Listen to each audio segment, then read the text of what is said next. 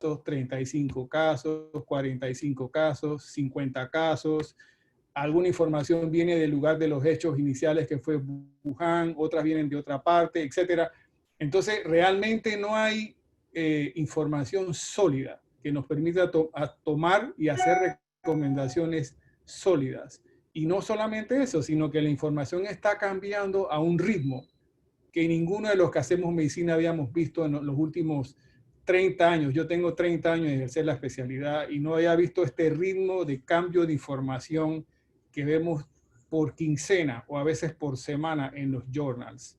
Entonces es muy posible que algunas de las cosas que les comentemos hoy son la verdad de hoy a medias, pero en 2 semanas cambien, en un mes cambien.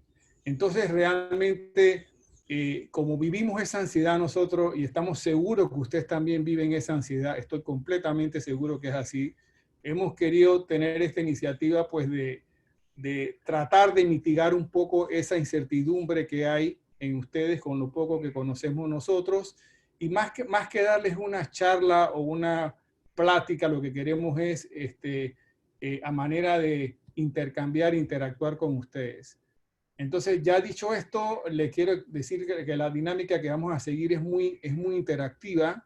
Aquí yo tengo conmigo en mi panel de invitados a 5 especialistas de muy alto renombre que se los voy a ir introduciendo en su momento.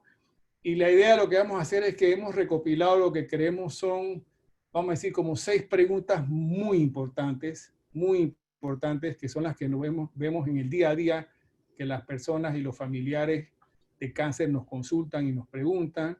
Y quiero darle la oportunidad a cada uno de mis colegas y yo que las contestemos en un periodo muy breve, como de 5 minutos.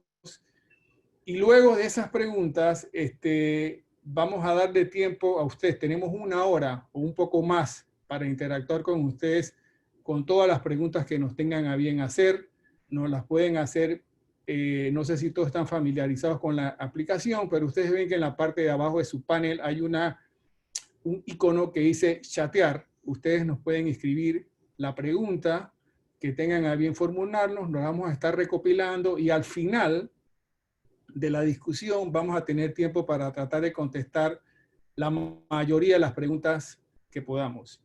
De hecho, muchos de ustedes cuando se registraron en esta actividad enviaron algunas preguntas de interés que ya las hemos recogido y en el interín, cuando llegue el espacio de preguntas, le podemos dar respuesta a esas que ya tenemos. Quiero pedirles como a manera de favor, esta es la primera vez que hacemos este tipo de actividad con pacientes, porque la mayoría de las veces las hemos hecho entre médicos, entre científicos. Queremos tratar de usar un lenguaje que sea lo más fácil comprensible para ustedes. Les pido que cualquier sugerencia o cualquier tipo de dinámica que ustedes creen que pueda ser útil o nos pueda servir para las próximas actividades que hagamos, por favor también nos las hagan saber. Es la única forma en que podemos mejorar. Así que de las 6 preguntas que habíamos escogido como más importantes, las 2 primeras las voy a contestar yo. Y la primera que tengo aquí, que hemos visto como pregunta que nos ha hecho muchas veces la gente es si realmente están las personas con cáncer más propuestas a contraer el SARS-CoV-2, o mejor conocido como COVID-19, que es el nombre de la enfermedad, pero realmente el virus se llama SARS-CoV-2. Ese es el primer puntito. Entonces, en cuanto a esa pregunta, yo diría que, como les dije en la introducción, es muy poca la información epidemiológica recogida hasta el momento que reuniera las características, vamos a decir, o los parámetros que un médico quisiera tener para decirle con confianza a la población de personas que tienen cáncer una respuesta correcta. Realmente hay pocos estudios grandes. La mayoría de los estudios más grandes vienen de una serie publicada por la gente de Wuhan, como de 1000 pacientes que analizaron con COVID. Y ahí sí se vio que el porcentaje de pacientes con cáncer que tenían COVID cáncer en general, no estoy hablando de ningún tipo de cáncer en particular, la población era un poco de personas con cáncer y COVID era un poco mayor esperado de lo esperado. O sea, realmente eso da la impresión, diera la impresión de que puede haber un número un poco mayor de personas con cáncer que adquieran COVID. Sin embargo, en esos estudios no se ha desglosado bien si esas personas con cáncer tenían otras comorbilidades, otras cosas que también pueden aumentar su riesgo de cáncer. Pero si uno va a la lógica, uno pudiese unir esa información no del todo cierta con lo que conocemos de las enfermedades malignas. Y es que muchas enfermedades o muchos cánceres en general, sobre todo aquellos cánceres que afectan el sistema hematológico, y cuando digo sistema hematológico me refiero a la sangre y al sistema linfático, que incluye los ganglios linfáticos y todo lo que es el sistema inmunitario, incluyendo los linfocitos, por ejemplo. Los cánceres que afectan esos órganos, por naturaleza, tienden a deprimir el sistema inmunológico de los individuos.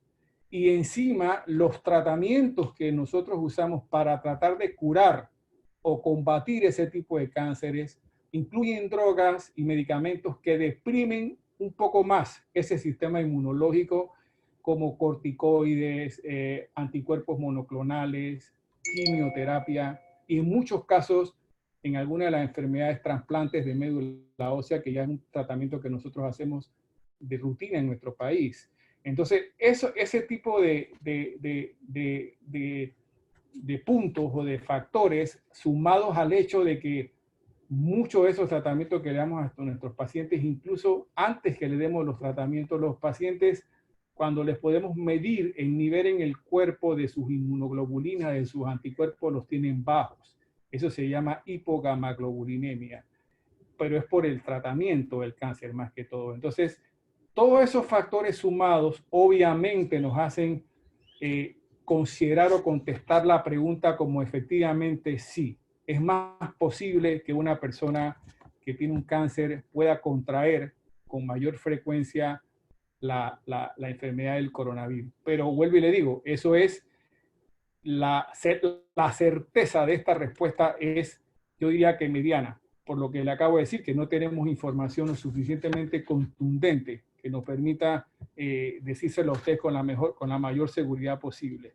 Y dentro del grupo de pacientes, obviamente, está un poco más propenso los pacientes que tienen alguna enfermedad hematológica de la sangre, leucemia, linfoma, mieloma múltiple, síndrome mielodisplásico, otros cánceres también, como el doctor Varés le va a mencionar más adelante, pero estas son, obviamente, lo que hemos visto es que las enfermedades hematológicas sí hay una predisposición mayor. Segunda pregunta, que también la voy a contestar yo. ¿Cómo afecta a una persona que ha tenido un cáncer, ya sea hematológico o no, el tratamiento que le hayan dado previamente con el riesgo de contraer COVID? Miren, la mayoría de las veces el tratamiento que utilizamos, ya sea que es comúnmente conocido por todas las personas como quimioterapia, pero realmente el tratamiento del cáncer hoy en día no es realmente solamente quimioterapia como tal. Quimioterapia son las drogas aquellas que tienen un poder o un efecto citotóxico, destructivo de células. Pero hoy en día el tratamiento del cáncer incluye otras cosas, como ustedes ya los han podido experimentar algunos de ustedes. Por ejemplo, medicamentos que son inhibidores de algún gen, que es lo que se llama la terapia al blanco molecular. Algunas veces usamos lo que se llama inmunoterapia y a veces usamos anticuerpos monoclonales. Todas son terapias que las englobamos en algo que se llama inmunoterapia. Y estos tratamientos de inmunoterapia no son exactamente igual a una quimioterapia citotóxica. Cuando uno le da a un paciente con cáncer un tratamiento solamente a base de una quimioterapia citotóxica, usualmente un mes después, si quieren un mes y 2 semanas, el efecto de esa quimioterapia ya debe haber pasado. O sea, ya realmente usted no está expuesto al efecto de esa quimioterapia que puede haber producido un poco de baja en la cantidad de células blancas que tiene circulando en la sangre. Pero hay otro tipo de tratamientos como los que le acabo de mencionar, las inmunoterapias, los anticuerpos monoclonales, por ejemplo, que el efecto de ese tratamiento puede perdurar hasta por 6 meses posterior a haberlo terminado. Y esas consecuencias después de esos 6 meses o un poquito más después de haberlo terminado, y que están involucradas con una disminución de su sistema inmunológico, obviamente van a bajar o van a mantener deprimido su sistema inmunológico por ese tiempo más prolongado. O sea que la respuesta es que cuánto tiempo vas a estar afectado por la depresión inmunológica después del tratamiento del cáncer que hayas recibido previamente depende del tipo de cáncer y del tipo de tratamiento que hayas recibido para ese cáncer. ¿Ok? Entonces, yo no tuve la oportunidad, debía haber empezado presentándome antes de pasarle la palabra a los demás, pero yo soy hematólogo, me llamo José Luis Franceschi y trabajo en el Centro Hemato-Oncológico Paitilla. Soy fundador de ese centro junto con el doctor Vares desde 1994 y también trabajo en el Instituto Nacional Oncológico de Panamá como hematólogo. Así que ahora quiero darle, para las próximas 2 preguntas le voy a dar la palabra al doctor Juan Pablo Vares, pero antes de pasarle el control al doctor Vares, yo quería presentárselo a los que no lo conocen. El doctor Vares es un oncólogo médico y como ya le dije, es cofundador conmigo del Centro Hemato-Oncológico Paitilla de 1994 y también trabajó en el Instituto Oncológico Nacional, del cual fue director médico en el periodo de 1999 al 2004, si no me equivoco, cuando yo fui su subdirector de atención médica en ese mismo centro. Y desde el 2005 aproximadamente ya no labora más en el Instituto Oncológico Nacional y se ha dedicado solamente a su atención a nivel privada. Entonces, las 2 preguntas que el doctor Vares va a tener a bien contestar son, la primera es si son más propensas las personas que tienen cáncer y contraen la infección por el virus SARS-CoV-2 o COVID-19 a tener una evolución un poco más complicada de la enfermedad por el coronavirus con respecto a las personas que no tienen cáncer. Esa es la primera pregunta que él va a contestar. Y la segunda pregunta es cómo pueden hacer las personas con cáncer para reducir su riesgo de contraer la enfermedad por el virus COVID-19. Así que, Juan Pablo. Bueno, muchas gracias. ¿Me oyen todos bien? Perfecto. Ok. Bueno, gracias, José Luis. Bueno, esta es la primera experiencia pues, con este webinar aquí en Panamá, del Centro Hemato-Oncológico Panamá. Y como dijo el doctor, pues esperemos los errores que cometamos nos los perdonen o nos hagan las sugerencias, recomendaciones para hacerlo mejor.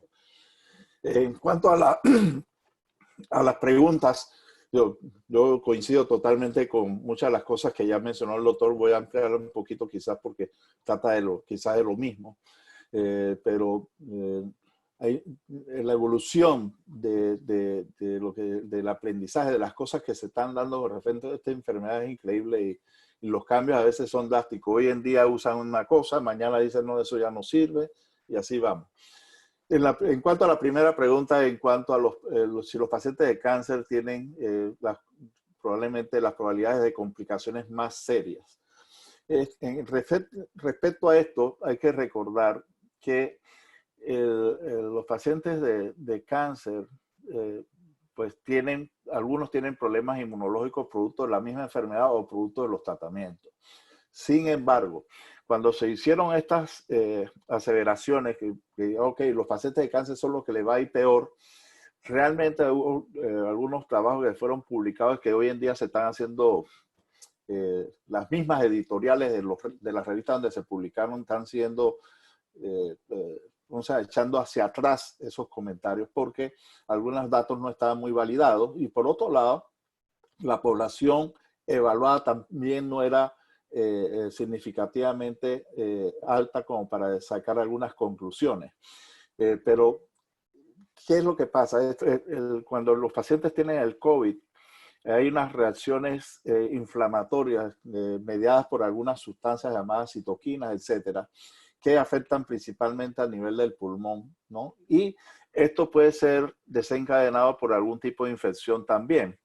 Entonces, los pacientes que desarrollan este inconveniente son los que quizás tienen las mayores complicaciones y no necesariamente son los pacientes de cáncer. Aquí hay que recordar también que un 80% de los pacientes que han afectado por el COVID no van a tener síntomas o son síntomas menores que a veces pasan desapercibidos. Un 20% pueden terminar en el hospital, del cual solamente un 5% termina siendo ingresado a una unidad de cuidados intensivos, como pasa en Panamá. Ahorita mismo solamente hay 90 pacientes. Y es lo que no se quiere, es que estas cifras suban, ¿no? Por supuesto, y sean menores, porque son los que entonces tienen mayor probabilidad de morir producto del contagio. La otra cosa importante que hay que señalar, que es cuáles son los factores de riesgo que, a un lado, a tener o no cáncer, son importantes tomar en cuenta. Uno, la edad. Dos, las enfermedades crónicas.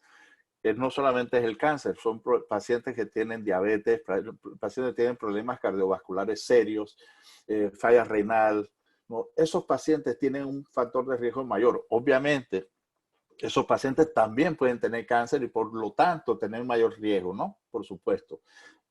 Entonces, y si a esto le asociamos que son problemas pulmonares o tienen problemas pulmonares de fondo asociados al tabaquismo, eso es un factor de riesgo bien importante. El otro es que tenga el cáncer sea una enfermedad hematológica. Los que tienen enfermedades hematológicas tipo leucemia, linfoma, etcétera, tienen más riesgo que los que tienen tumores sólidos. ¿Ok? Y esos son los que. Entonces, en cuanto al tratamiento de estos pacientes, realmente los pacientes cuando están en quimioterapia, lo que llamamos la estándar, por ejemplo, en algunas circunstancias la quimioterapia puede provocar una disminución de la inmunidad, pero es temporal mientras dura el tratamiento. Nuevamente se recupera. Pero los pacientes hematológicos, muchos de ellos están siendo tratados con terapias de tipo de anticuerpos monoclonales, por ejemplo, el rituximab, o se le ha realizado trasplante de médula ósea. Esos pacientes son los que tienen mayor riesgo por el tipo de terapia que tienen. Hay que recordar que muchas veces el cáncer tiene mecanismos que bloquean la respuesta inmunológica del individuo porque uno habitualmente tiene la respuesta inmunológica mediada por los linfocitos T que atacan las células tumorales para matarlo, pero entonces el tumor a veces sabe más que él, entonces lo bloquea, ¿no? Pero bueno, estas son cuestiones que son importantes. Recordar, importante, edad, enfermedades crónicas y sobre todo enfermedades pulmonares que tengan que ver también asociadas, ¿no?, al tabaquismo. Eso es en cuanto a la primera pregunta. No sé, había otra pregunta también que era referente a reducir el riesgo de contraer el COVID, ¿no? ¿Qué podemos hacer nosotros? ¿Tengamos cáncer o no tengamos? La respuesta es la misma para todos.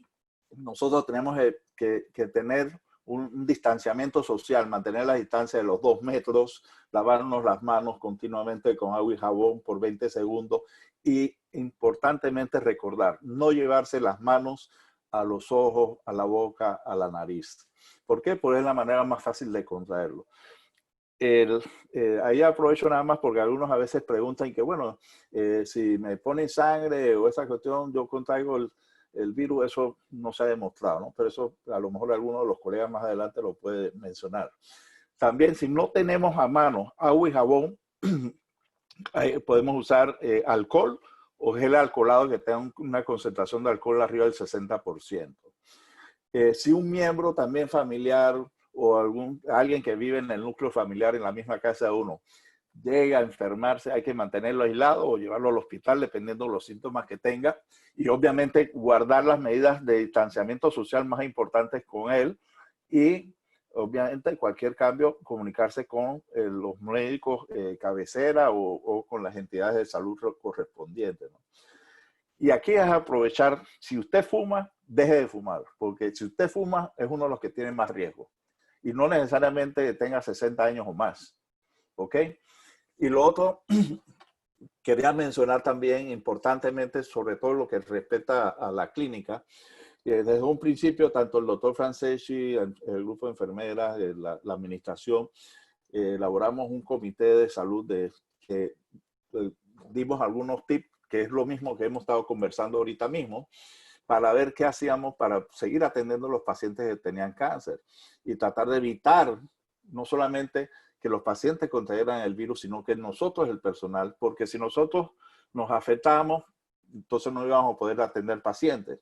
Y los pacientes no se pueden atender, pues entonces tienen un problema grave de salud y algunos pudieran complicarse.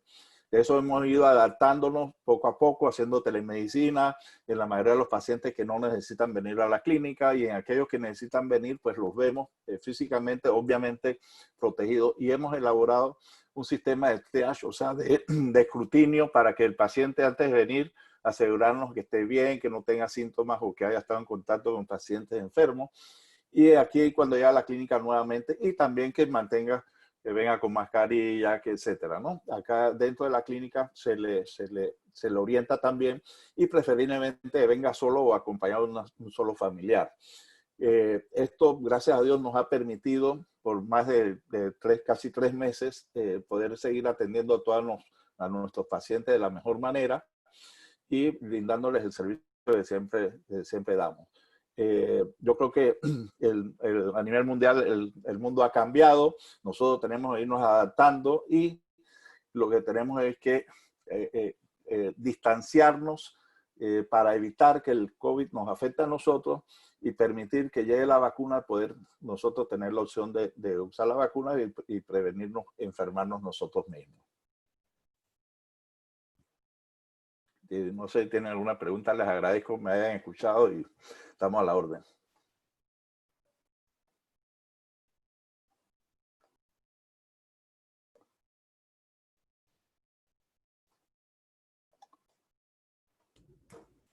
Ok, ustedes saben que me devolvieron el audio a mí, digo, el micrófono a mí, así que ustedes saben que la tecnología no es tan rápida como nuestra mente, así que siempre va a haber esa pequeña demora ahí entre speakers, ¿no?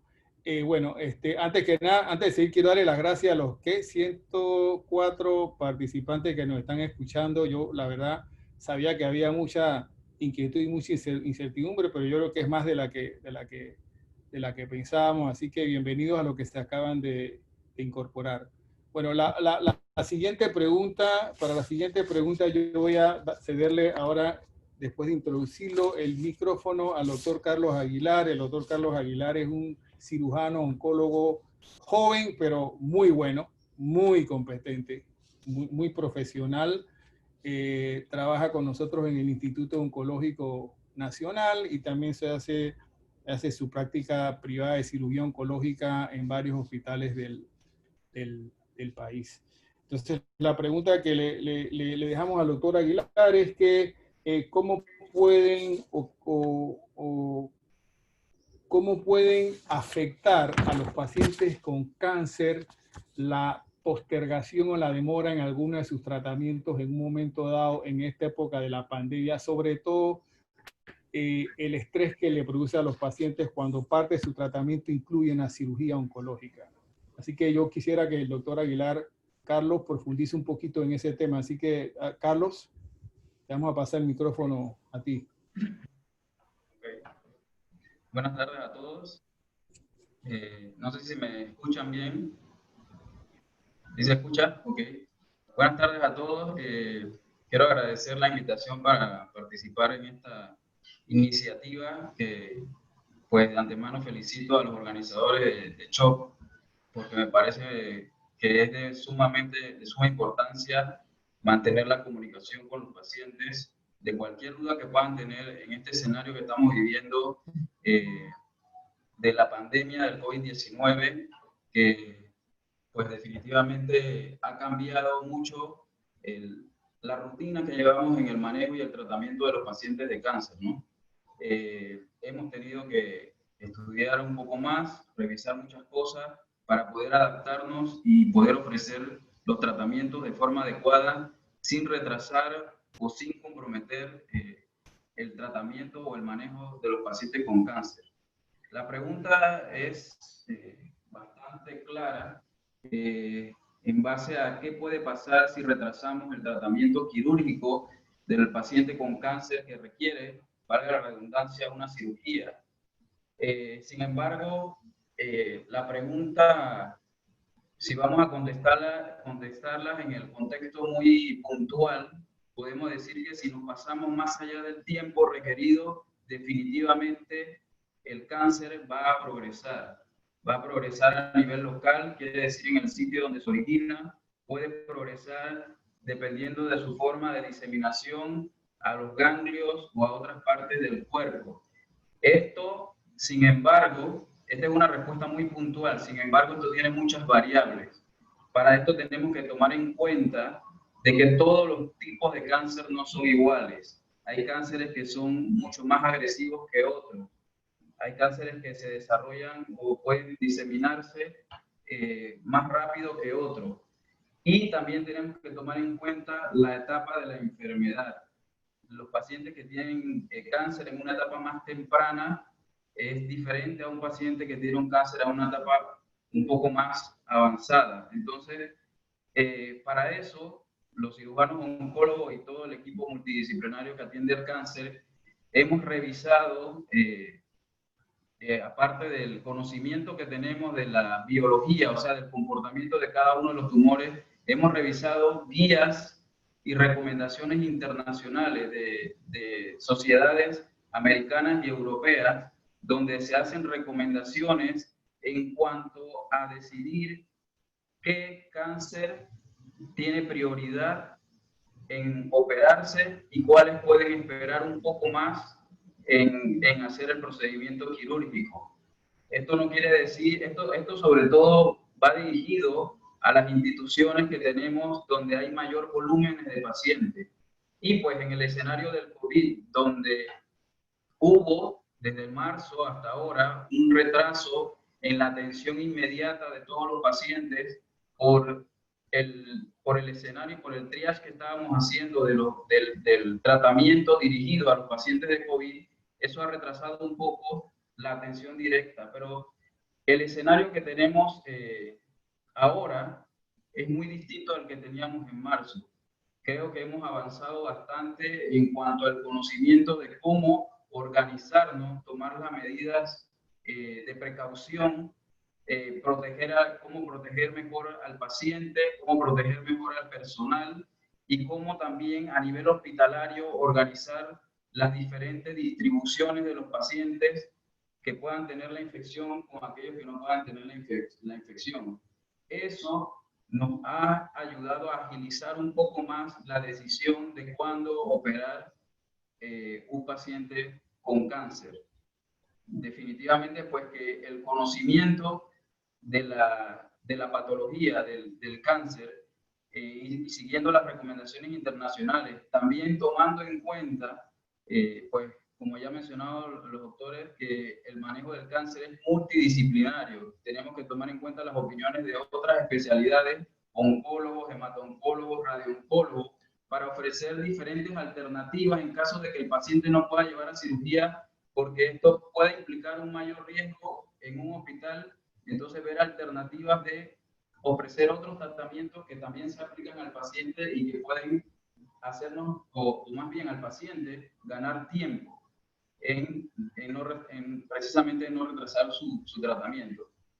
Así que la respuesta es que hoy en día, a diferencia de cuando empezaron los casos aquí en Panamá en el mes de marzo, estaban mucho más organizados en cuanto a, hablando institucionalmente, de todos los hospitales, hablando de instituciones públicas e instituciones privadas. Con las recomendaciones del MINSA, tenemos mejor estrategia para, vuelvo y repito, atender los pacientes con cáncer, disminuyendo el riesgo de contagio, tanto en los mismos pacientes, familiares y personal, tomando todas las medidas pues, que están recomendando el Ministerio y que cada uno de los hospitales ha acatado. Así que el tratamiento del cáncer depende mucho, vuelvo y repito, de la biología del tumor, más sin embargo, en el momento, yo le puedo asegurar que el cirujano oncólogo que tenga que decidir sobre su procedimiento quirúrgico le va a decir, teniendo la seguridad del área donde pueda hacer el procedimiento, que debe hacerse lo más pronto posible. No sé si hay alguna otra pregunta y si con eso queda claro la opinión. Ok, entonces la última pregunta de las que son dirigidas se la vamos a hacer al doctor Gaspar Pérez Jiménez. El doctor Gaspar Pérez Jiménez es internista y también es radio-oncólogo, experto en el tratamiento de radioterapia. Y la inquietud que tenemos en la que él nos puede ayudar es el tema de que qué deben hacer los pacientes o para calmarles su preocupación de su tratamiento quirúrgico es demorado, si hay algunas implicaciones en cuanto a la radioterapia o que si hay algunas modificaciones en los tratamientos de radioterapia ante esta situación que tenemos ahora con las implicaciones que puede tener una cirugía y ante la pandemia. El doctor Gaspar trabaja, como ya les mencioné, en el Instituto Oncológico Nacional de Panamá en el Departamento de Radioterapia y también es asesor nuestro de radioterapia en el Centro Hemato-Oncológico Panamá. Así que, Gaspar.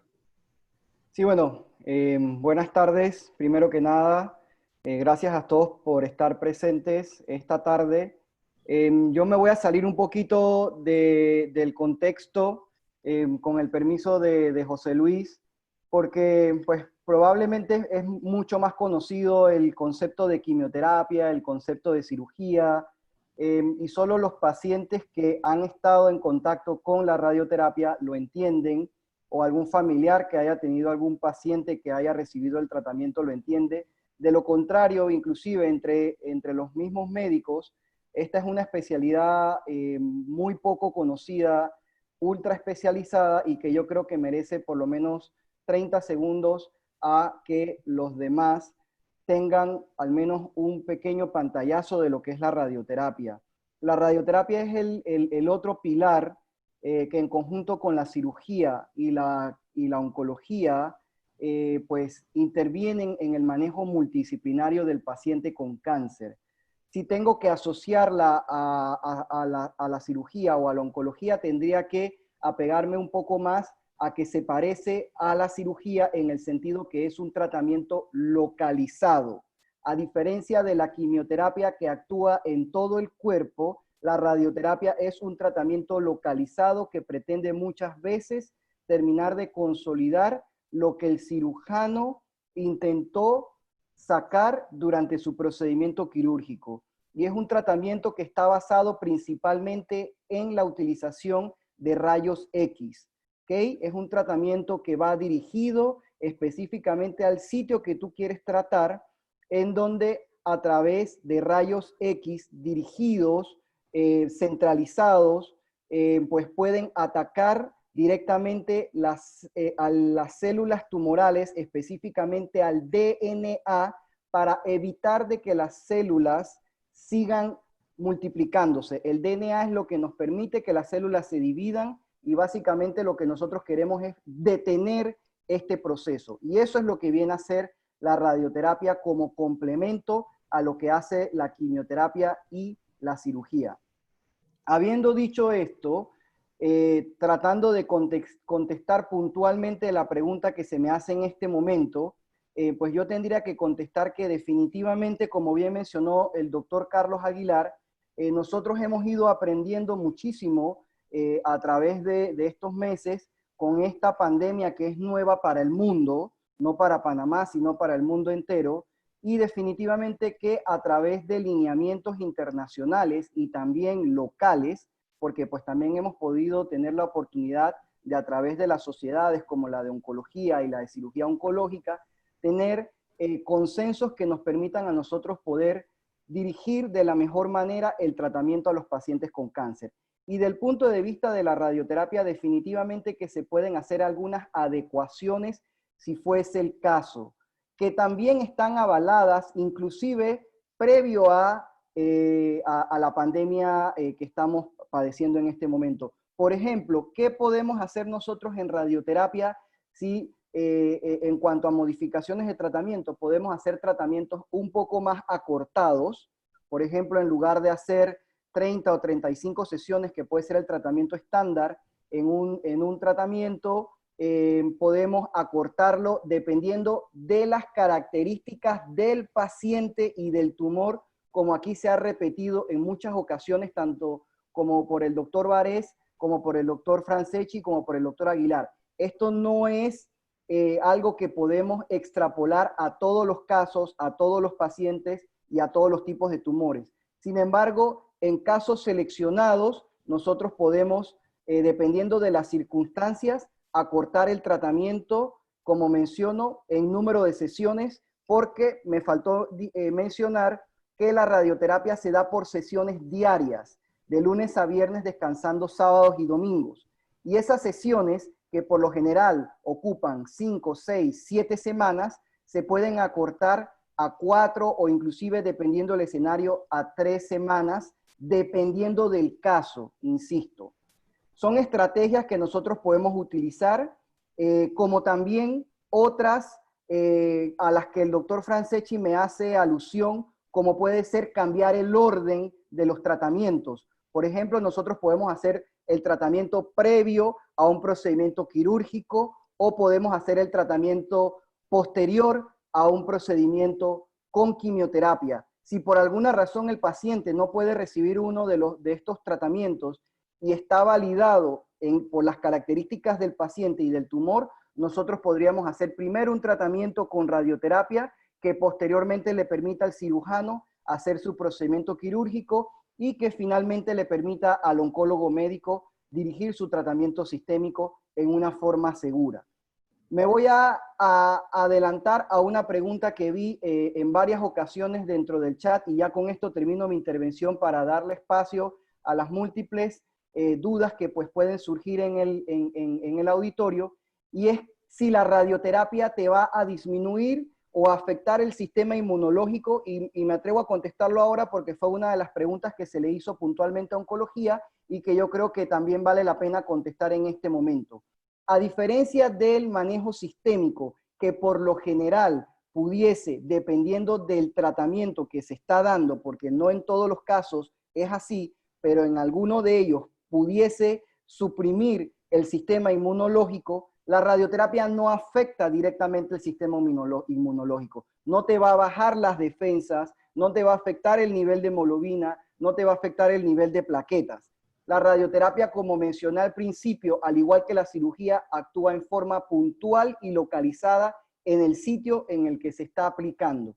Eso no quiere decir de que no hay que tomar previsiones para un paciente en este momento que amerite su tratamiento con radioterapia, porque todos los que estamos involucrados en el manejo con cáncer tenemos que tomar las previsiones necesarias, sobre todo para salvaguardar la seguridad del paciente y que no vaya a ser más susceptible para adquirir la enfermedad, y segundo, para también que él no vaya a estar predispuesto a contraer la enfermedad como consecuencia del tener que venir diariamente al centro de radioterapia donde lo vaya a recibir.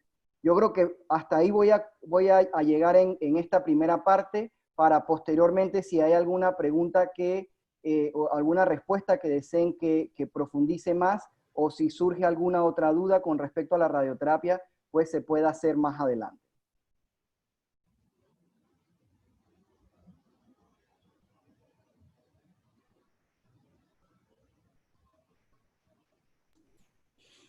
Bueno, muchas gracias Gaspar y Carlos y Juan Pablo. Hasta aquí todos los que hemos expresado de una manera u otra nuestros puntos de vista somos médicos que estamos vinculados al manejo directo de los pacientes con cáncer.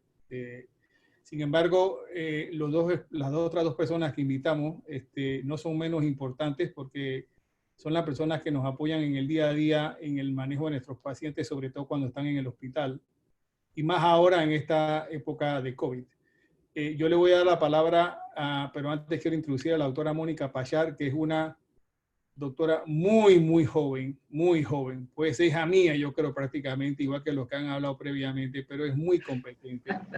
Ella es infectóloga, está, como quien dice, en la primera línea de batalla con los pacientes, no como estamos ni el doctor Varés, ni el doctor Gaspar, ni el doctor Aguilar, ni mi persona, realmente en el Hospital Santo Tomás, que ustedes saben, no sé, el Hospital Santo Tomás es como la caldera del diablo, digo yo, en esta cosa del COVID. Entonces, yo quería que ella brevemente nos dijera bien, ustedes saben que han habido memes, videos de burla, de lo que sea, de todos estos medicamentos nuevos que hay para el COVID. O sea, que si sirven, que si no sirven, que si valen la pena, que si no valen la pena. Entonces, ella que está más involucrada en esto, yo creo que nos puede hacer una reseña breve de eso. Y, porque yo sé que es una persona muy ocupada y he estado viendo varias de las preguntas, hay muchas personas que me han hecho la pregunta y aprovecho para que ella la conteste de una vez, que es, me han preguntado varias personas que si cuando salga la vacuna para el coronavirus, si llega a salir, cuando salga, si los pacientes, por ejemplo, que se han hecho algún trasplante de médula o están expuestos a algún tratamiento de un cáncer hematológico o un cáncer no hematológico, están, vamos a decir, en la disponibilidad de que la vacuna se la puedan aplicar y sea efectiva o no. Así que te dejo la palabra, Mónica. Hola, gracias doctor, gracias a todos por la invitación, un gusto estar conversando con ustedes, pacientes, amigos, colegas. En efecto, sí, yo soy internista, infectóloga y tropicalista también. Tengo sí que declarar un conflicto de interés, y es que yo soy médico investigador del ensayo clínico Solidaridad de la Organización Mundial de la Salud, que vamos a comenzar a hacerlo aquí en Panamá. Así que a pesar de eso, déjame hablar un poco de los medicamentos. Hay mucha controversia, y además yo soy editora de las recomendaciones nacionales de manejo de COVID aquí en Panamá, con la Sociedad Panameña de Enfermedades Infecciosas. Si me hacen la pregunta si hay algún tratamiento efectivo para COVID, no hay. No hay nada que ha sido validado. Todos los medicamentos que estamos utilizando son parte de ensayos clínicos. Lamentablemente no hay suficiente data. Probablemente el que se escucha más prometedor es un medicamento que se llama Remdesivir, que es un antiviral, que por cierto forma parte de uno de los brazos del ensayo clínico Solidaridad. Hay varias publicaciones que se han generado en las últimas 2 semanas que demuestran de que por lo menos si se da a tiempo en fases tempranas, puede disminuir la severidad y la probabilidad de que el paciente quede en la unidad de cuidados intensivos. Cabe recalcar que tener cáncer no es una contraindicación para recibir estos medicamentos, solamente hay que tener una muy buena evaluación antes de que se dé estas terapias. Además de que si el paciente recibe alguna terapia inmunosupresora por post-trasplante de órgano sólido, pues necesitamos hacer algunos ajustes de las dosis de los medicamentos. Otros medicamentos que se ofrecen como parte de ensayos clínicos, me imagino que han leído mucho de la hidroxicloroquina. El estudio que fue utilizado para decir que no sirve incluso fue retractado y se está siguiendo en algunos brazos de algunos estudios de investigación. Me suena medio raro, sé que algunos de ustedes la han escuchado como parte del tratamiento para lupus, por ejemplo, la cloroquina como tratamiento para malaria, pero desde los años 90 se sabe que tiene un efecto inmunomodulador, o sea que modifica el sistema inmune, la respuesta, y tiene actividad sobre el virus. Ahora, hablar un poquito más de los medicamentos, tenemos que entender algo más de la enfermedad. La enfermedad, desde el punto de vista de nosotros de infectología, la dividimos en 3 fases. Una fase es cuando yo me infecto, me fui al trabajo, no me cuidé y adquirí la infección. El virus tiene una proteína en la superficie que se llama la proteína Spike y se va a unir a unos receptores en mis pulmones, a los ACE. Hay otros receptores que son nuevos que se llaman NRPI, pero ahora yo les voy a decir por qué es importante saber esto. La cuestión es que llega el virus, se comienza a replicar en mi pulmón y puede dar un síntoma que parece un resfriado, un poquito de malestar, dolor muscular, malestar, fiebrita, más nada. Y resulta que el 80% de los casos se quedan así, solamente es la replicación del virus con síntomas inusuales. De ahí, ese 10% que queda, hay unos que van a desarrollar una fase que se llama la fase 2, que ya no solamente es la replicación del virus, sino que hay una respuesta inflamatoria. ¿Qué significa esto? Que el sistema inmune ataca el virus y hay una respuesta local en el pulmón, y es cuando aparecen las manchas en los pulmones y hablamos de que el oxígeno no va bien en la sangre y hablamos de hipoxemia. Esa fase, cuando aparece la falta de oxígeno, le decimos 2B, y es que es como un preludio, es como que es el heraldo de que viene la respuesta inflamatoria severa, y la minoría de los pacientes, menos del 5%, pasan esta fase, que le decimos el síndrome de hiperinflamación sistémica, que no es el virus no es el problema, sino es nuestro sistema inmune que se explota, se revienta de esta manera furia, y causa todos estos síntomas en donde causa daño pulmonar, daño en el corazón, daño en el cerebro, y causa falla de varios órganos, y es cuando vemos al paciente críticamente enfermo en la unidad de cuidados intensivos. Si yo conozco las fases, que es lo que más se ha escrito, yo puedo saber qué tratamiento puedo dar en cada fase. Y la mayoría de los medicamentos que queremos dar son en las fases antes que el paciente llegue a la fase crítica. ¿Qué quiere decir? Que puedan controlar la replicación del virus en el pulmón. Por eso lo que se busca es la hidroxicloroquina, remdesivir, hay otros antivirales. Y si es imposible controlar la replicación, como pasa por ejemplo en el VIH o en el ébola, queremos dar medicamentos que controlen el sistema inmune. Y para eso es la terapia biológica, que son medicamentos que hay algunos que se utilizan en enfermedades autoinmunes o en cáncer, incluso en leucemias, que se están experimentando a ver si pueden controlar esta respuesta inmune. Ahora, ninguno de estos medicamentos han sido aprobados, están en ensayos clínicos, y es importante seguir los pasos del ensayo clínico porque que funcione no significa de que sea seguro, tenemos que saber la dosis apropiada, ver cuáles son los efectos adversos y si realmente el riesgo de recibir este medicamento vale la pena versus que el paciente que tenga una evolución moderada. Con respecto a lo de las vacunas, bueno, antes de ir a las vacunas, no solamente es el tratamiento, también damos un tipo de tratamiento que se llama soporte, que esto quiere decir oxígeno de diferentes formas, de acuerdo al estadio de la enfermedad, que eso también se dedica a lo que son los colegas de neumología y de medicina crítica que dan todo el apoyo de soporte, y otras terapias innovadoras como sería el plasma convaleciente, las inmunoglobulinas que forman parte también de estos ensayos clínicos, y tenemos la suerte que aquí en Panamá hay muchos investigadores que están dando su grano de arena. Ahora, de las vacunas es un poco complicado porque no hay ninguna vacuna aprobada, y lo bueno es que estamos utilizando tecnologías innovadoras para la vacuna de SARS-CoV-2. ¿Esto qué quiere decir? Hace 100 años lo que se agarraba era el virus vivo o partículas de la proteína del virus para generar una respuesta en el sistema inmune.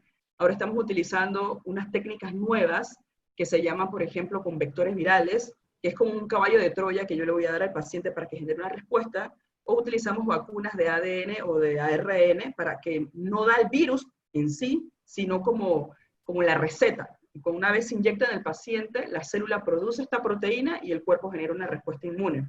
El problema es que esto requiere muchas fases de investigación. Sin embargo, por la pandemia, la OMS con otras sociedades ha creado lo que se llama la Coalición de Innovación y de Respuesta para la Pandemia, en donde se está haciendo un tipo de ensayo clínico que se llama ensayo clínico de reto o challenge, en donde a la vez vamos a tener pruebas en animales y pruebas en seres humanos, que 10 personas que son sanos.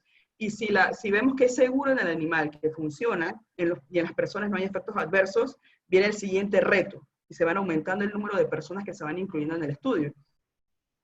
Pero el problema es que esto tiene algunas dificultades éticas con respecto a la protección del sujeto de investigación.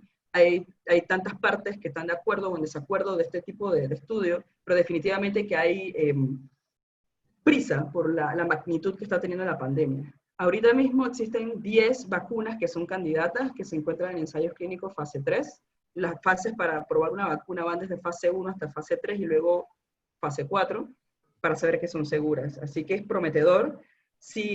Dependiendo de estas vacunas, las que les digo 10 son con vectores virales y con RNA-ADN. Esas son vacunas que podemos dar de una cierta manera segura en pacientes inmunosuprimidos, pero nuevamente necesitamos data en pacientes inmunosuprimidos para poder recomendarle que estas vacunas experimentales van a ser seguras en ustedes pacientes con cáncer o trasplante. Porque justamente son vacunas que generan una super respuesta en el sistema inmune para generar la protección a este nuevo virus que es el SARS-CoV-2, y hay cosas que ver, que tienen que ver con la respuesta del huésped, la edad, el nivel de inmunosupresión, si se puede o no se puede generar una reacción de inmunogenicidad adecuada, y sobre todo los efectos adversos que todavía hay algunos, y la data en sí de los estudios iniciales pues todavía no ha sido publicada. Así que yo diría cautela. Teóricamente, si fuera alguna de estas y no son virus vivos atenuados, ustedes se las podrían colocar, pero todavía faltaría mucho para decir que a un paciente con cáncer o post-trasplante le podemos dar una vacuna para SARS-CoV-2, porque ni siquiera sabemos si es lo suficientemente segura para personas que no tengan factores de riesgo. Y lo difícil de este tema es que la vacuna es necesaria para población geronte, con comorbilidades y que estén inmunosuprimidos. No sé si alguien tiene alguna otra pregunta o alguna otra cosa. No sé si doctor Franceschi me da play, que hay varias personas que están haciendo preguntas con respecto al PCR y... Aprovecha y contéstalas, pues, aprovecha. Ok, bien, vi por ahí que, ¿para qué sirve el oxímetro?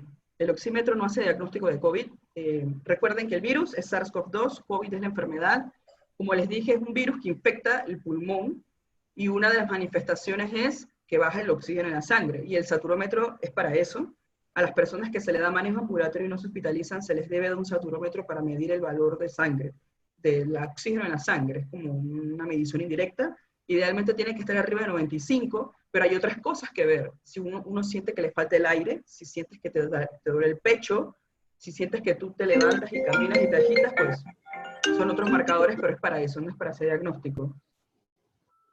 Alguien me hizo una pregunta aquí en el chat de que, ¿para qué sirve el PCR? Pues el PCR es una prueba que se llama reacción de cadena de la polimerasa, viene del inglés, y lo que mide es la presencia del virus en las pruebas. Hay muchos lugares, para muchas enfermedades se hacen pruebas de PCR.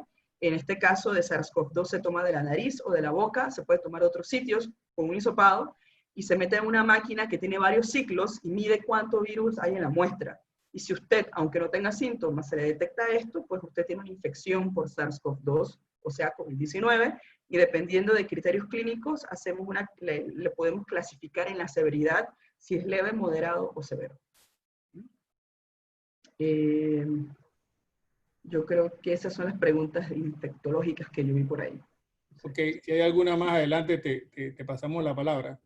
Entonces, bueno, ya vamos a dejarle ya de último, pero no menos importante, el doctor Walter Valverde es intensivista, es internista también, es el jefe de la unidad de cuidado intensivo del Centro Médico Paitilla, y la razón fundamental por la cual lo invitamos, aparte de que es nuestro, o por lo menos del Centro Hemato-Oncológico, es el intensivista de confianza, es el intensivista que usamos en todos los casos.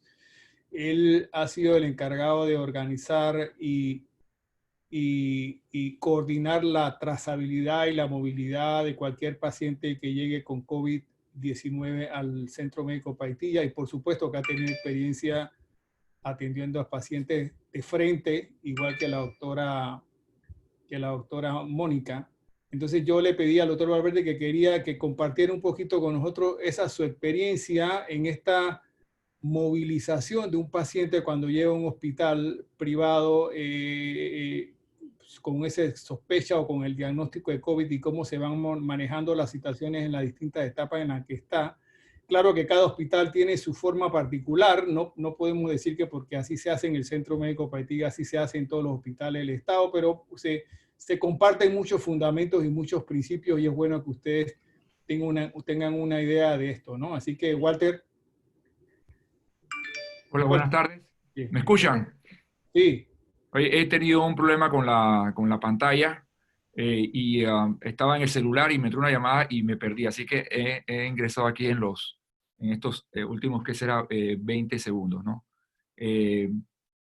Si me pudieras repetir, por favor, doctor Franceschi, la pregunta. ¿Se fue? Sí. Hola.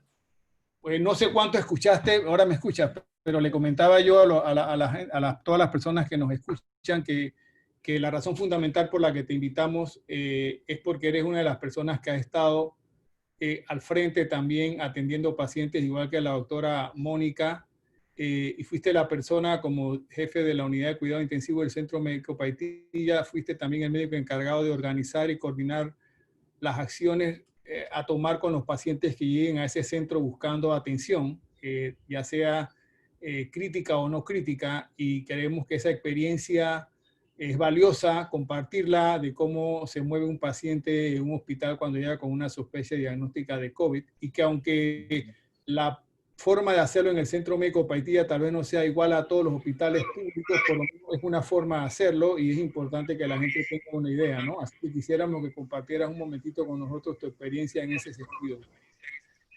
Y bueno, muchísimas gracias por la invitación.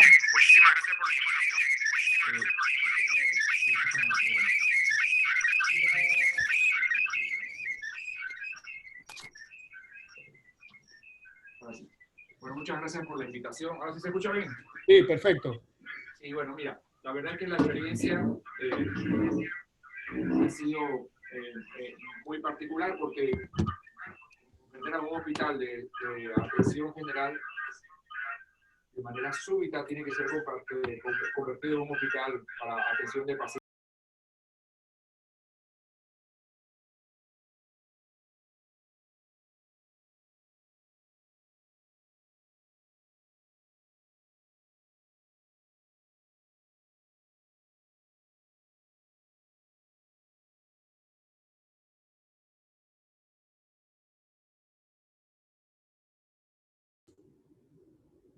Walter, no te estamos escuchando. Estamos teniendo problemas técnicos con el doctor Valverde. Yo no sé si él nos está escuchando, pero no se le escucha lo que él está diciendo. ¿Voy a volver a salir de acá?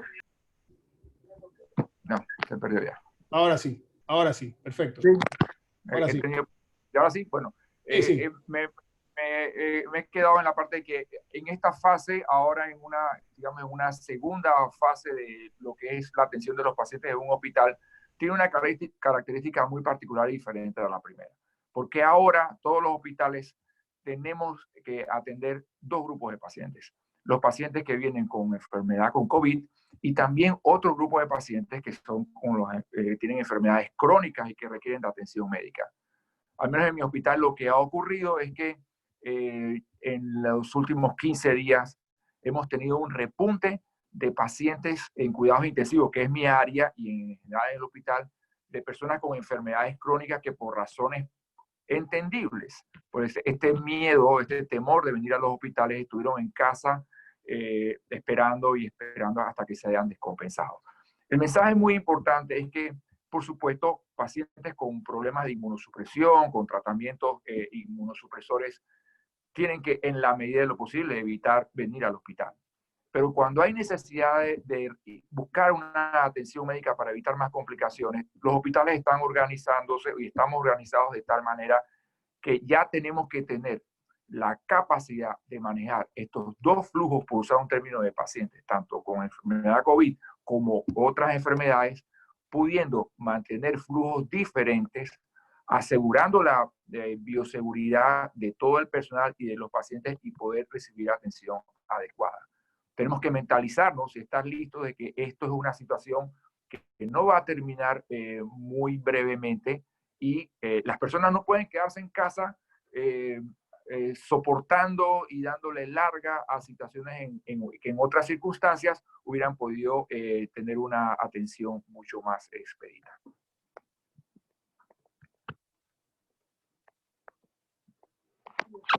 ¿Me escuchan?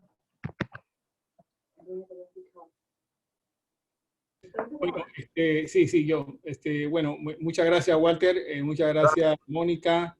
Muchas gracias, Gaspar, Carlos, Juan Pablo. Ahora yo creo que yo pensé que íbamos a terminar un poquito antes, pero igual nos tomó 20 minutos más de lo planeado, pero yo creo que tenemos un buen tiempo para interactuar y contestar preguntas. La verdad es que la cantidad de preguntas que ha llegado aquí es enorme. Muchas yo creo que se han contestado con las presentaciones que han hecho los que me hablaron después de mi persona. Y otras están aquí que yo creo que yo voy a tratar de concentrarme en las preguntas que tienen que ver con la situación en la que estamos, porque hay algunas preguntas que como que no tienen mucho que ver con la situación. Yo voy a empezar porque la doctora Linet López me ha pedido, que es una de las hematólogas que trabaja con nosotros en el Centro Hemato-Oncológico Panamá y también trabaja en el complejo hospitalario de la Caja de Seguro Social, que quiere hacer un anuncio, una promoción de un estudio en el que ella está liderizando, pero le voy a decir que él nada más puede hacer esa promoción si contesta un par de preguntas que me han hecho unos pacientes que tienen que ver con trastornos hematológicos no neoplásticos. Me han preguntado, Linet, pacientes con hemofilia quieren saber si ellos están expuestos un poco más a riesgo de COVID, y algunos pacientes me han escrito aquí también que tienen púrpura trombocitopénica inmune y están esplenectomizados, y querían saber si de alguna manera u otra esa combinación de eventos los pone en un riesgo particular o si ustedes están tomando alguna medida en particular para ellos, ¿no? Así que te voy a pedir que hagas la promoción del estudio en el que estás participando, que me parece muy interesante. Y bueno, y por ahí mismo le contestas esas dos preguntas a la audiencia. Linet.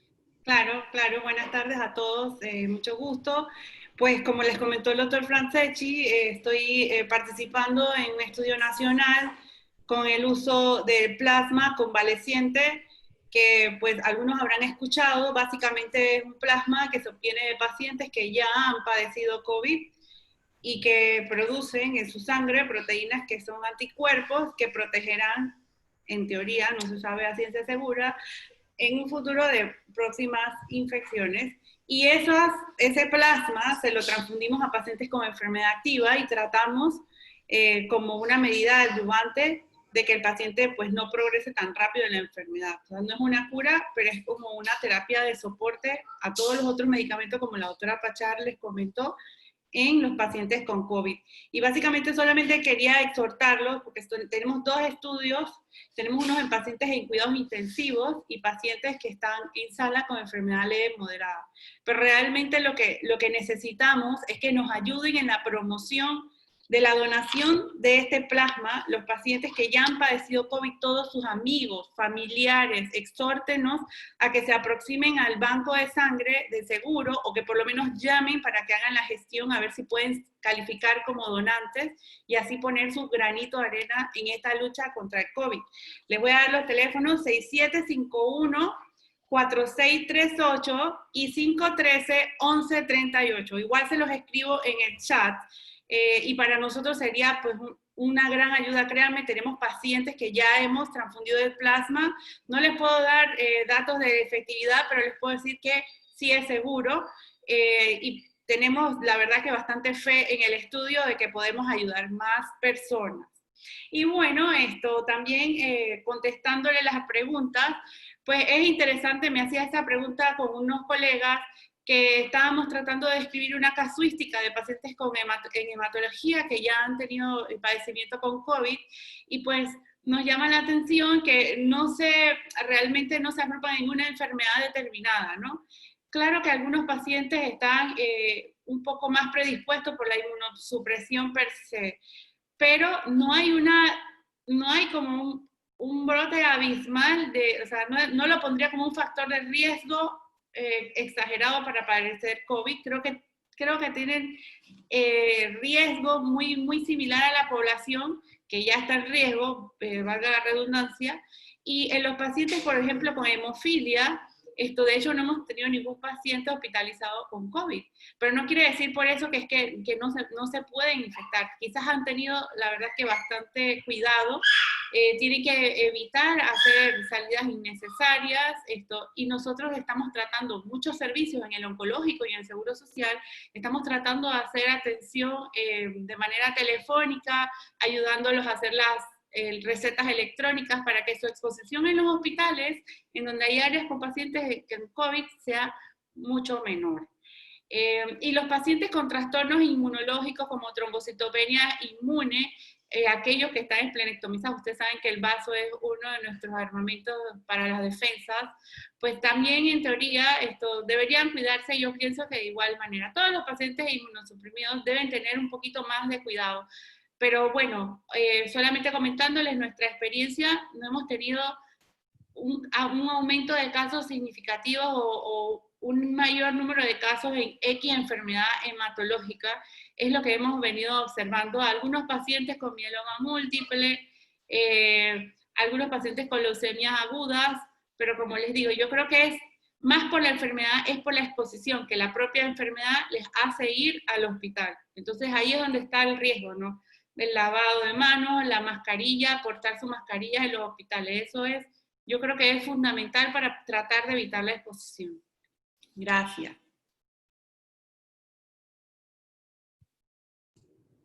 Ok, bueno, como ya les mencioné, las preguntas son muchas. Yo las he estado leyendo, creo que muchas se han contestado durante las presentaciones que han hecho los colegas, y algunas han estado, se han repetido. Hay muchas preguntas que están, quiero aprovechar algunas que puedo contestar yo directamente, porque han preguntado varias personas que, por ejemplo, sienten mucha ansiedad porque tienen algunos síntomas que no saben si están vinculados con COVID, y que ya son pacientes hematológicos o pacientes de cáncer en nuestro centro o cualquier otro centro que hace esta especialidad, y que no saben qué hacer o dónde ir. Yo creo que la respuesta es muy clara. El hecho de que la mayoría de los médicos que hacemos estas especialidades el hecho de que no estemos viendo a los pacientes en presencia física no significa que no los estemos atendiendo. La mayoría de veces hemos disminuido las consultas presenciales, es simplemente con la idea de protegerlos y exponerlos a un riesgo innecesario cuando muchas cosas se pueden resolver por consulta de manera virtual. Así que usted lo que tiene que hacer es pues, programar realmente su cita con su médico oncólogo o hematólogo de cabecera sobre lo que se sienta, y estoy seguro que ese médico oncólogo o hematólogo lo puede orientar sobre si lo que está ocurriendo tiene algo que ver con COVID o no. Y si ese fuera el caso, estoy también seguro que lo puede referir a un centro de atención consono o propio con su situación y que le resuelvan el problema, aunque sea una enfermedad sospechosa por COVID.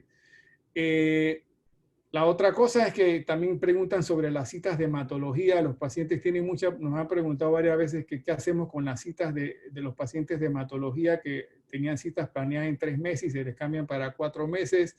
Yo creo que no se deben preocupar, por la mayoría de los hematólogos y los oncólogos conocemos su caso, conocemos cómo va su enfermedad, los exámenes que les hemos hecho previamente en sangre o de imágenes nos dicen si su enfermedad está estable, y realmente las citas se pueden prolongar, en vez de cada 3, 4 meses, se pueden espaciar hasta cada 6 meses. Y cuando creemos que eso es mejor y mantenerlo con su tratamiento y hacer los estudios pertinentes más adelante, lo vamos a hacer, porque creemos que es la mejor forma de que el paciente pueda seguir tomando sus medicamentos sin exponerse realmente a contagio, ¿no? Así que yo creo que esa contesta varias personas me han hecho la misma pregunta. Aquí yo creo que hay una persona que está muy Aguilar, yo creo que reforzarías un poco lo que mencionaste, porque hay una persona que me está escribiendo que obviamente tiene mucha ansiedad, porque tiene un familiar aparentemente que tiene una sospecha de cáncer y le han hecho sus estudios de imágenes que demuestran como que tiene enfermedad que requiere una cirugía.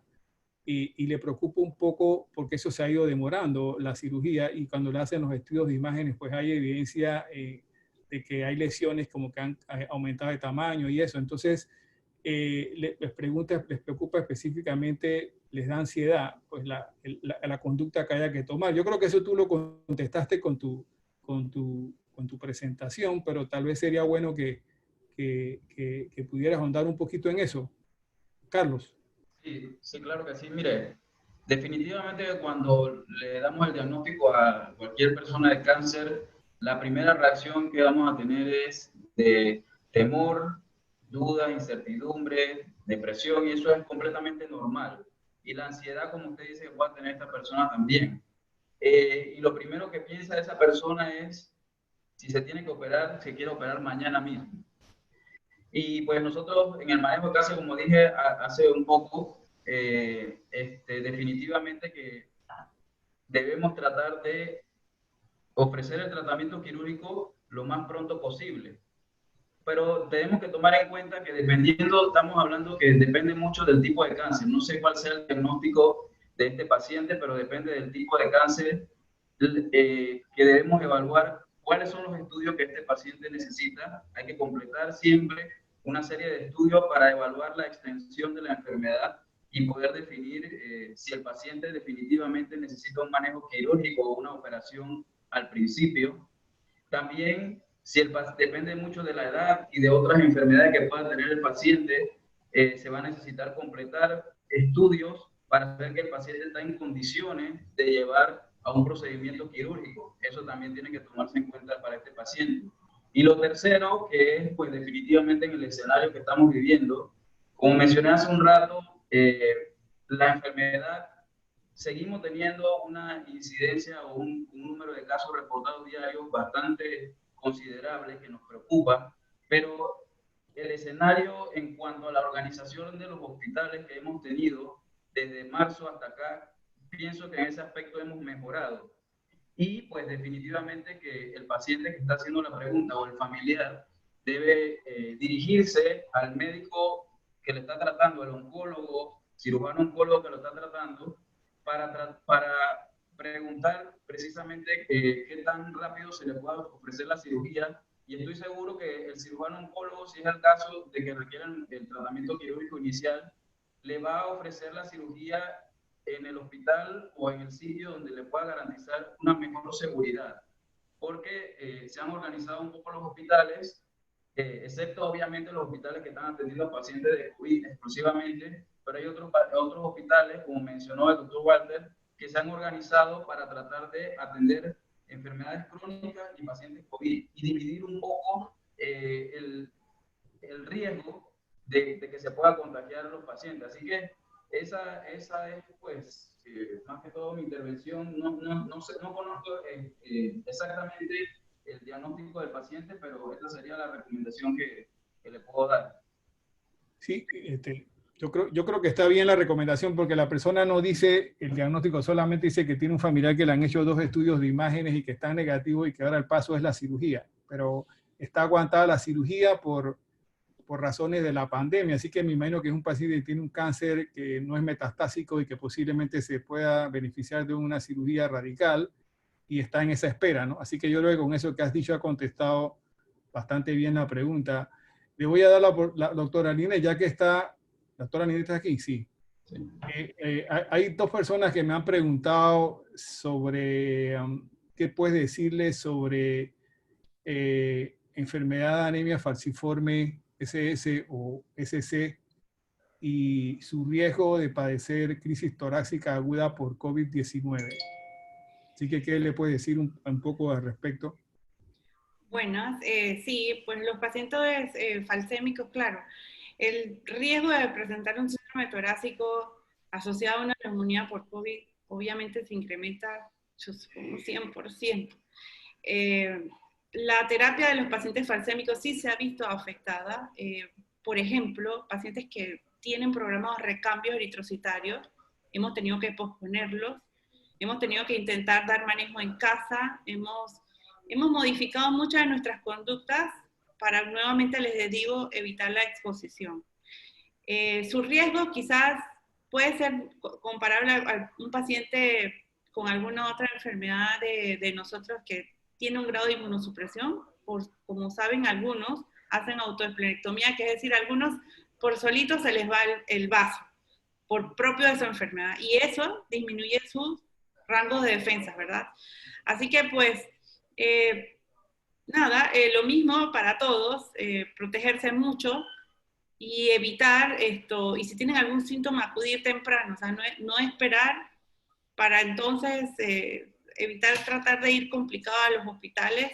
Hemos tenido algunos falcémicos afectados, pero por suerte algunos han sabido superar el padecimiento del COVID con adecuada terapia y algunos sí se nos han complicado. Ok, gracias, Linet. Hay varias personas que las resumo en una sola pregunta. O sea, me preguntan, o sea, son pacientes con algún tipo de cáncer que se atienden en el centro nuestro o en algún otro centro y están me imagino que están bajo algún tratamiento también y comienzan a sentir algunas molestias, algunos síntomas. Me imagino que la preocupación es si esos síntomas tienen que ver con su tratamiento que siempre han venido recibiendo o es un síntoma que puede estar asociado al COVID o eso. Yo pienso que, primero, que ante la situación, obviamente cualquier persona donde se siente algo raro, lo primero que puede pensar es que si está dando algo que ver con el COVID o no. Eso yo lo entiendo.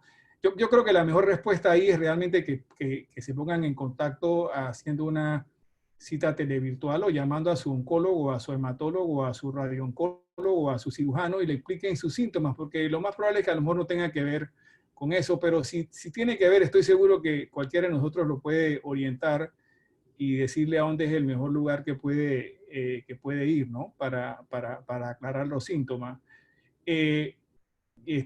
Doctora Mónica o Walter, yo no sé ustedes que están más metidos en esto, me están preguntando mucho, ya lo he escuchado varias veces en las redes, pero si son útiles o no las mascarillas de tela. Yo tengo mi opinión particular de eso, pero yo creo que sería bueno, ustedes que han estado más pendientes de eso, ¿qué opinan? Porque me la han hecho como 5 personas esa misma pregunta, lo de las mascarillas de tela. Ok, yo voy a aportar algo al respecto. Realmente, la mascarilla de tela no es que los proteja a ustedes de adquirir la infección. ¿Okay? La razón o la lógica que los salubristas utilizan es que si usted tiene la infección asintomática y usted coloca un pañuelo de tela sobre su boca y usted conversa y usted tose o estornuda, las partículas o las gotas gruesas en donde este virus está pues se van a quedar cerca de donde está. ¿Qué le quiero decir? De que normalmente, digamos, si yo estornudo, y todas las partículas de mi estornudo pueden viajar hasta por 2 metros, 9 pies, y de ahí viene la cuestión de la distanciamiento social de los 2 metros. Se va eso, y hay varias, cuando yo toso o estornudo, hay varias partículas que hay unas grandes y unas pequeñas. Las pequeñas se quedan suspendidas en el aire, y hay virus y bacterias que utilizan ese núcleo de partículas y quedan suspendidos, como la tuberculosis, como el sarampión. En el caso de SARS-CoV-2, que causa el COVID-19, ella no va en las gotitas chiquititas, sino que se queda en las gotas grandes, que son las que se quedan cerca de donde usted está. De manera que si yo estoy con el doctor Franceschi conversando cerca, mis gotas van a estar cerca de él. Pero si él se pone una mascarilla y yo me pongo mi mascarilla, la probabilidad de que él inhale o que entre a su boca o a su nariz esas gotas disminuye. No es que va a cero, pero la probabilidad que usted contraiga la enfermedad es baja. Y como no sabemos actualmente quiénes tienen la infección de manera asintomática o no, entonces como una medida de salud pública es colocar estas mascarillas de tela para evitar, si usted está asintomático, dispersar. Cabe recalcar de que no protege de que usted adquiera la infección, pero si muchas personas tienen estas mascarillas puestas, pues el razonamiento es de que a nivel poblacional va a tener un impacto en el número de personas que van a contraer la infección. Ahora, sí existen estudios al respecto en donde los asiáticos forman parte de la etiqueta utilizar mascarillas de tela. Esto fue a partir del 2003, 2002, cuando comenzaron las epidemias de SARS, y se ha demostrado que en estos lugares en donde se utilizan máscaras de manera social, el número de casos en estas poblaciones de millones de habitantes de problemas respiratorios como influenza, SARS o MERS han disminuido. Aunque acá no tenemos eso, pero con respecto a influenza o otros problemas respiratorios, pues ellos tienen menos que nosotros desde el punto de vista de porcentajes y tasas. Es diferente al número grueso. Así que esa es la razón. Realmente uno no puede controlar eso. Tampoco hay suficientes equipos de protección personal para nosotros los que vemos pacientes con COVID. Por eso no se recomienda que nadie utilice este tipo de mascarillas que se deben utilizar a nivel hospitalario. Y además que utilizar de manera inapropiada una N95 o una P100 le aumentas el riesgo a la persona que no sabe colocársela bien ni quitársela de adquirir la infección. Pero bueno, si yo me pongo una mascarilla para ver un paciente con de tela, no me protege, sino que es para las personas asintomáticas no transmiten la enfermedad. Esa es mi razón. Esa es una muy buena explicación. Ahora después yo no sé si comentas algo, voy a darle la palabra al doctor Valverde porque hay una pregunta importante, pero ahora después están hablando sobre unas, la primera vez que escucho esto, unas de telas de antifluido, así que yo no sé si ahora lo comentan. Walter, Valverde, me están preguntando 2 veces, y por eso te hago la pregunta. Si un paciente con cáncer llega a cuarto de urgencia del Centro Médico Paitilla con sospecha de COVID, ¿que va directamente a UCI o hay algunos criterios que le permiten no hospitalizarlo en UCI, sino en una sala? No sé si ayudas un poquito ahí en esa respuesta. Sí, bueno, el estado clínico del paciente va a ser el que va a determinar si va a casa, si va a una sala de cuidados intensivos o si va a una sala de hospitalización general, ¿no? Ese sería el punto más importante. Por supuesto, en una gran cantidad de estos pacientes lo que determinará va a ser el grado de afección pulmonar, el grado de baja de oxígeno en la sangre, el grado de hipoxemia, ¿no? Algunos de estos pacientes pueden ir a una sala general para recibir oxígeno suplementario con una serie de equipos que dan oxígeno a un flujo alto y para tratamiento también de los otros síntomas que tengan, ¿no? Están un poco deshidratados, que tengan un poco de fiebre. La determinante para ir a cuidados intensivos es que esta persona, la capacidad para respirar y para oxigenar, para usar unos términos bastante entendibles, se vea muy, pero muy afectada. O sea, tener el diagnóstico de COVID no significa inmediatamente que el paciente tiene que ir a cuidados intensivos, ¿no? Determina su capacidad para oxigenar y qué tanto se puede empeorar. Ok, gracias, Walter. Linet, están preguntando los pacientes de anemia falciforme, que tú sabes que son pacientes que ya se conocen mucho porque están muy educados, que si necesitan transfusión porque están en una crisis, tienen miedo de ir al complejo hospitalario para la transfusión. Sí, Sí, casualmente le estaba escribiendo el chat a la paciente por si no había espacio, pero pues también quiero recalcarles que cuando yo les digo que tratemos de no ir al hospital de manera innecesaria, ojo con los pacientes que sí tienen indicaciones. A todo paciente con una crisis falsémica aguda, que está con mucho dolor, que necesita no solamente hidratación, sino antibióticos intravenosos y transfusiones, debe acudir, porque el peligro de posponer un tratamiento agudo, también el paciente se puede complicar con sus enfermedades convencionales. Es que ese es el problema. Yo creo que es un poquito lo que hablaba el doctor Valverde, que hay pacientes con enfermedades crónicas que han estado aguantadas en su casa y claro, pues cuando llegan al hospital llegan muy complicadas por el miedo al COVID. O sea, simplemente, o sea, vayan cuando es estrictamente necesario, y ese estrictamente necesario es para ponerse sus tratamientos, ya sea los pacientes con cáncer, si necesitan ponerse sus quimios, hay que ponerse las quimios. Y si los pacientes, por ejemplo, los falsémicos, necesitan ya ponerse una transfusión o un recambio que ya no se puede posponer, hay que ir a hacérselo, pero siempre con las medidas estrictas pues, de cuidado. Muy bien, Juan Pablo está ahí. Juan Pablo, me han preguntado unos pacientes si cuando un paciente que está en tratamiento con quimioterapia en estos periodos, en estos momentos que estamos ahora, si se le recomienda por parte del oncólogo algo más para mitigar sus efectos adversos, incluyendo mejorar su inmunidad, y si algo en la alimentación pueda cambiar esos riesgos, pues, con la época del COVID. Obviamente un paciente que está con cáncer y está recibiendo tratamiento de quimioterapia activo, en algún momento puede tener la inmunidad pues baja, producto del efecto de la quimioterapia en las células, sobre todo glóbulos blancos, etcétera, ¿no?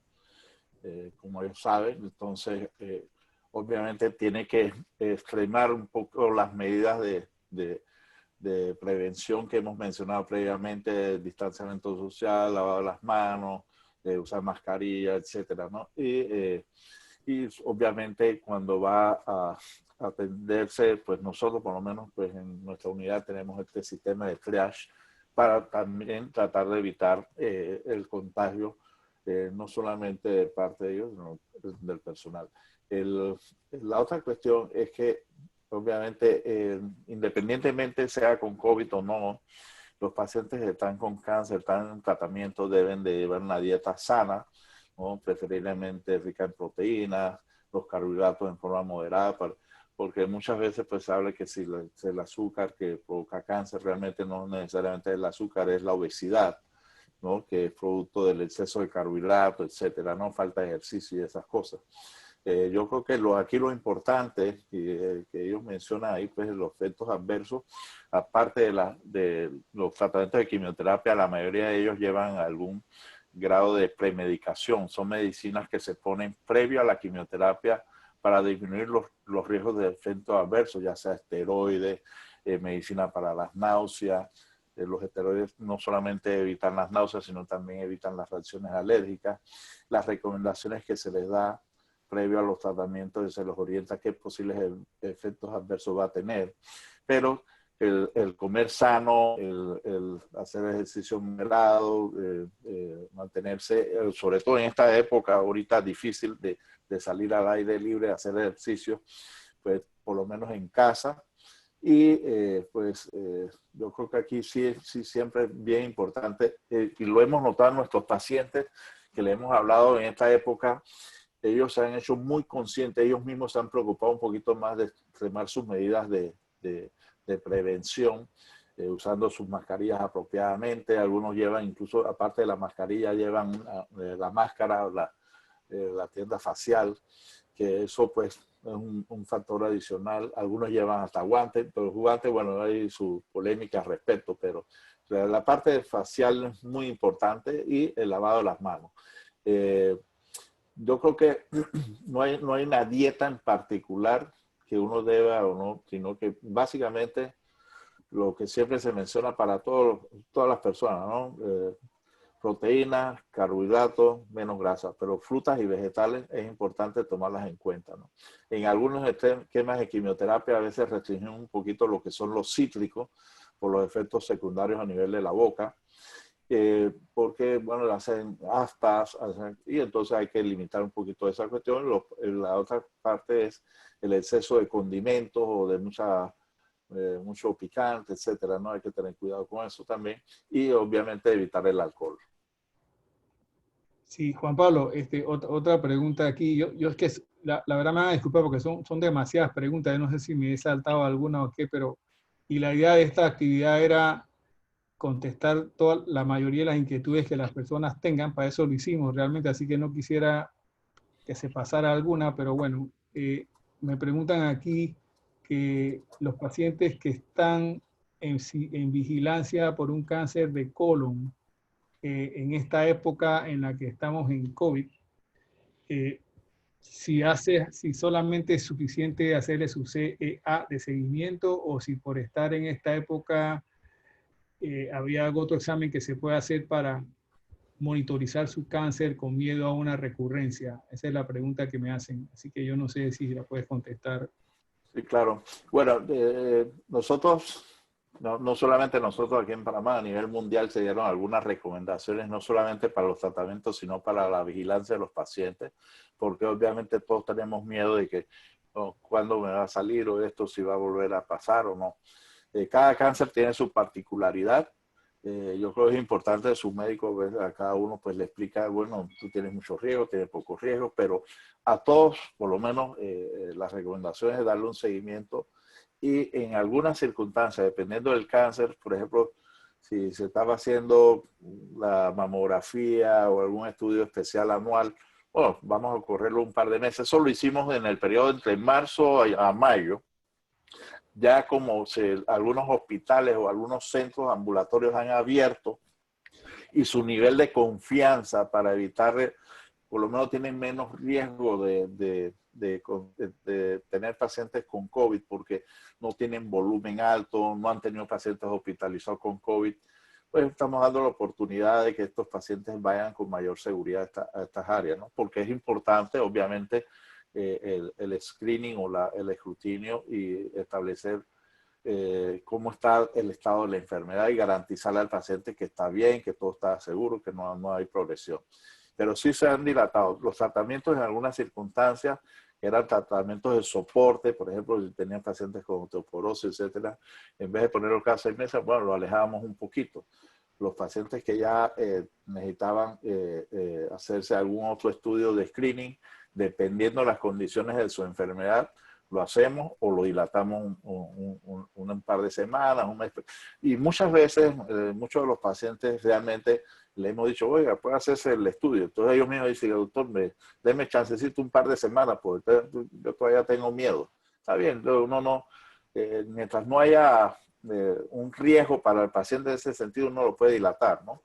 Pero si uno cree que es importante, uno debe insistir al paciente, nada, mejor es que te lo hagas porque ya ha pasado mucho tiempo y no sabemos cómo van las cosas. Muy bien. Bueno, hay una pregunta aquí que yo creo que la puedo contestar yo también. No especifica si es un tumor hematológico, oncológico o digo, tumor sólido, pero como lo han hecho varias veces, fíjense, si un paciente tiene 3 años de haber terminado un tratamiento oncológico y su médico solamente lo está citando cada 4 meses en vigilancia, realmente usted no tiene mayor riesgo de que otra persona que esté en sus mismas condiciones de adquirir el virus ni que le vaya diferente. Los riesgos aquí estarían dados más bien es por otras cosas, ¿no? Como la diabetes, la hipertensión, etcétera. Y mi recomendación es que ante esos casos así de vigilancia de cada 4 meses, seguramente su oncólogo le va probablemente le va a prolongar más esa visita, y 3 años de estar sin cáncer, yo creo que no amerita que se te vea con tanta frecuencia. Y me la han hecho varias veces esa pregunta. Mónica, hay un comentario aquí. O sea, hay una persona que me han preguntado sobre el transfer factor. Digo, realmente el transfer factor no es una medicina, o sea, no es una droga que está en el armamento que usamos por lo menos los oncólogos ni los hematólogos, alguno me corrija, yo creo que tampoco los infectólogos, pero yo pienso que la gente lo está preguntando, me imagino que es en la época esta de la pandemia, ¿no? Como con la hipótesis de que eso puede ayudar un poco en esto, pero pero el punto también está en que hay pacientes que reciben unos medicamentos que nosotros damos que son inmunomoduladores y yo realmente no sé qué efecto puede tener un inmunomodulador ya que un paciente esté tomando con este tipo de sustancias, ¿no? Entonces, quisiera escuchar tu opinión al respecto para ver. Ok, realmente, ¿cómo les explico? Yo soy un médico investigador y una mujer de ciencias, y yo les puedo decir de que yo no les puedo recomendar en ningún momento utilizar transfer factor porque no existe evidencia científica de que esto funciona para tratar enfermedades infecciosas. Al contrario, algunos componentes de esto, igual que algunos productos de Herbalife, afectan el metabolismo a nivel hepático y disminuyen la efectividad de los tratamientos antivirales que nosotros utilizamos. Así que eso no funciona, no hay evidencia. Incluso de los 200 estudios que se están haciendo, registrados a nivel mundial, hay incluso estudios que están evaluando el uso de medicina tradicional china para ver si sirven o no para SARS-CoV-2. Ninguno está utilizando transfer factor, lamentablemente, para los que son los defensores, ni están utilizando otras terapias. Cabe recalcar de que sí, la medicina tradicional tiene su rol, y yo quiero utilizar como ejemplo el tratamiento de la malaria.